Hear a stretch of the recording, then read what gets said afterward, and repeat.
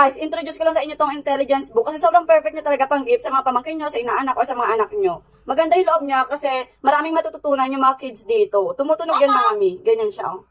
Pwede nyo i-on. So yan, papakita ko sa inyo ha. Pag pinipindot yung letter, magsasalita siya na, magkakaroon siya ng sounds. A, B, C, D. So yan, try natin sa iba naman. And meron pala siyang kasamang pen. Pwede rin silang mag-sulat-sulat dyan. Ganyan, no? Pwede silang mag-write. Then, nabubura naman siya. So yan, nabubura din siya. Kaya, perfect talaga ito sa mga toddlers. Tapos, ayan, may mga activities din na pwede nilang sagutan. Ayan, then meron din mga, ayan, different transportation na ginagamit natin. Mga numbers din yan. May sounds din. 1, 2, 3. Then, may mga activities din na pwede nilang sagutan, like this one.